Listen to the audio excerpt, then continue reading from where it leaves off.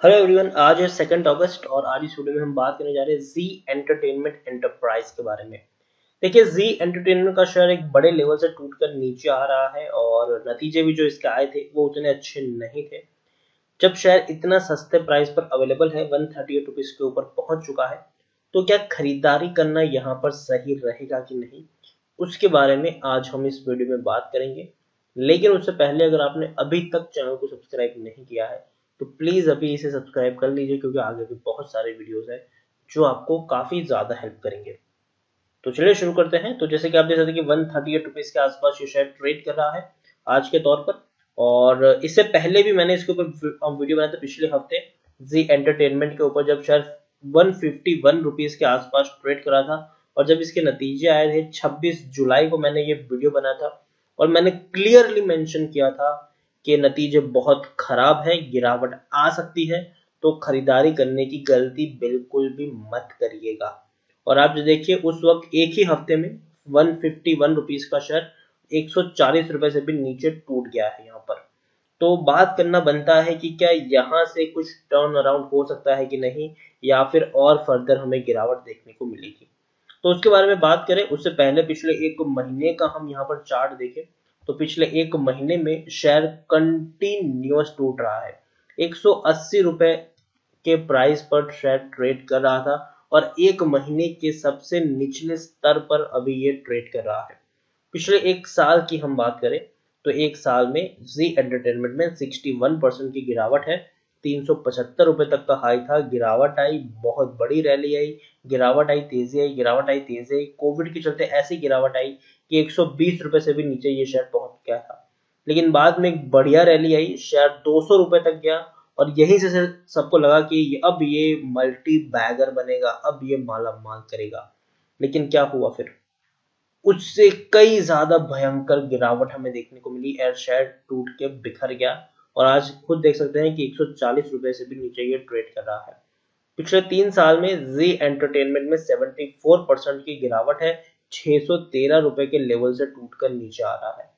अगर आप मेरे चैनल को रेगुलर फॉलो कर रहे हो तो पिछले एक साल में जी एंटरटेनमेंट के ऊपर मैंने कई सारे वीडियोस बनाए हैं और हर वीडियो में मैंने यही कहा है कि इसको अवॉइड करें। खरीदारी करने की जरूरत यहाँ पर बिल्कुल भी नहीं है। सिचुएशन यहाँ पर अच्छी नहीं है।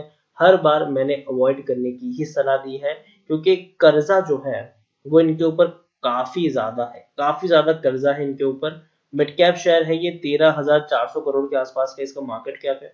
एनएसई में देखेंगे तो 2.25 करोड़ से भी ज्यादा का इसका वॉल्यूम ट्रेड देखने को मिला है। शेयर होल्डिंग की बात करें तो प्रमोटर एग्जिट हो रहे हैं, म्यूचुअल फंड भी एग्जिट हो रहे हैं, इंश्योरेंस कंपनी भी एग्जिट हो रही है। एफआईएल्स में थोड़ी सी होल्डिंग, सबसे ज्यादा होल्डिंग यहाँ पर एफआईएल्स के पास है। 67.32% की एक बहुत बड़ी होल्डिंग अभी भी एफआईएल्स के पास है। 3.77% की होल्डिंग म्यूचुअल फंड के पास है। 0.75% की होल्डिंग इंश्योरेंस कंपनीज के पास है।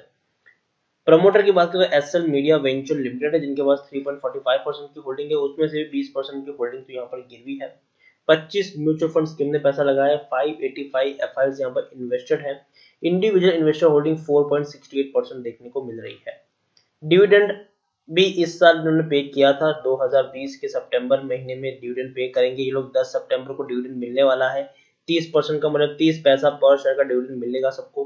तो अच्छी बात है, लेकिन फिर भी बहुत ही कम ये डिविडेंड है। सिर्फ 30 पैसे का डिविडेंड मिलेगा, वो भी 140 रुपए के शेयर में।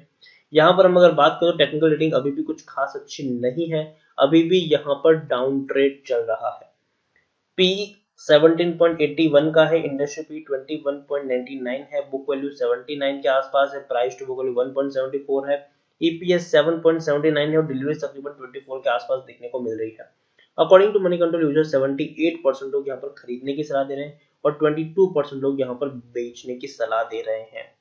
78% लोगों का कहना है कि भैया बढ़िया क्वालिटी का शेयर है, खरीदारी कर लो, बहुत बड़ा पैसा आपको कमा के देगा। लेकिन 22% लोगों का ये भी कहना है कि एग्जिट करोगे तो ही फायदे में रहोगे। उसके साथ साथ काफी बड़े फंड हाउसेस भी हैं, उन्होंने भी अपने यहाँ पर टारगेट्स दे रखे हैं, जिसमें से अगर हम बात करें तो डोलट कैपिटल है, उन्होंने जी एंटरटेनमेंट में अपना जो टारगेट है उसको रिड्यूस किया है और 153 रुपीज रखा है। जबकि आनंद राठी ने बाई रेटिंग दी है और 220 रुपए का यहाँ पर टारगेट आपको देखने को मिल जाएगा। तो काफी बड़ा टारगेट यहाँ पर आनंद राठी ने दिया है, जबकि आईसीआईसीआई डायरेक्ट ने होल्ड करने की सलाह दी है और टारगेट दिया 150 रुपए का। आपको बता दें कि यहाँ पे ये जो बड़े बड़े फंड हाउसेस के द्वारा जो टारगेट दिए जाते हैं वो 1 साल के टारगेट होते हैं। ऐसा नहीं होता कि शॉर्ट टर्म का होता है या फिर 1 महीने 2 महीने का होता है, वो 1 साल का टारगेट होता है। तो 1 साल में भी उनका टारगेट सिर्फ 153 या 150 है। तो ये किसी भी शेयर के लिए उतनी अच्छी बात नहीं होती जब शेयर ऑलरेडी 140 रुपए के आसपास ट्रेड कर रहा हो। यहाँ पर अगर हम बात करेंगे तो सबसे पहले आप देखिए, एक और चीज भी है कि निफ्टी 50 से निकलना भी इनका एक बहुत बड़ा झटका है। उसके साथ साथ अगर हम बात करें तो मार्च क्वार्टर में एक बहुत बड़ा नुकसान इनको हुआ है, 760 करोड़ से भी ज्यादा का इनको नुकसान हुआ है, जबकि इससे पहले के क्वार्टर में कंपनी मुनाफा कर रही थी, वो भी काफी अच्छा प्रॉफिट था। आप खुद देखिए, मार्च क्वार्टर में 760 करोड़ का भयंकर लॉस है, जबकि इससे पहले दिसंबर में 350 करोड़ का प्रॉफिट कमाया था, सितंबर में 413 करोड़ का प्रॉफिट था, जून में 527 करोड़ का प्रॉफिट था और मार्च 2019 में 290 करोड़ से भी ज्यादा का मुनाफा था। तो अब धीरे धीरे, अब आप सोचिए मार्च में ये हालत है तो जून में क्या हो सकता है। तो सिचुएशन उतनी अच्छी नहीं है, मुनाफा कम होने के साथ साथ नुकसान हुआ है, ये बहुत ही बड़ा नेगेटिव पॉइंट होगा जी एंटरटेनमेंट के लिए। तो ये बात अच्छी तो बिल्कुल भी नहीं है। यहाँ पर अगर हम बात करने जाएंगे शेयर होल्डिंग की, तो प्रमोटर ने बहुत बड़ी होल्डिंग अपनी बेच दी है। प्रमोटर ऑलमोस्ट एग्जिट हो चुके हैं यहाँ से। 22.37% की होल्डिंग थी पहले, उसमें हालांकि 96% की होल्डिंग गिरवी थी। आज 4.77% की होल्डिंग है, मतलब बहुत सारी होल्डिंग प्रमोटर ने बेची है, उसमें भी 20% की होल्डिंग इनकी गिरवी हो रही है। लेकिन प्रमोटर ने जो होल्डिंग बेची है उसको खरीदा है एफआईएल्स ने। 48.69% की होल्डिंग 67.32% की देखने को मिल रही है। म्यूचुअल फंड की बात करें तो म्यूचुअल फंड और इंश्योरेंस कंपनी यहाँ से एग्जिट हो रहे हैं। इंश्योरेंस कंपनी के पास पहले 1.50% की होल्डिंग थी, बाद में उन्होंने 1.85% तक बढ़ाया भी था, लेकिन अब बेचकर 0.75% की होल्डिंग इंश्योरेंस कंपनी के पास देखने को मिली है। म्यूचुअल फंड के पास पहले 6.86% की होल्डिंग थी, आज 3.77% की होल्डिंग देखने को मिल रही है। तो इंश्योरेंस कंपनी और म्यूचुअल फंड यहाँ से एग्जिट हो रहे हैं, प्रमोटर भी एग्जिट हो रहे हैं, बस एफआईएल्स एक बहुत बड़ी क्वांटिटी में खरीदारी कर रही है। जी एंटरटेनमेंट मुझे लगता है कि अभी भी एक अच्छी स्ट्रॉन्ग पोजीशन पे नहीं है, अभी भी यहाँ से और फर्दर गिरावट आ सकती है। अभी भी शेयर 130-125 रुपए तक टूट सकता है।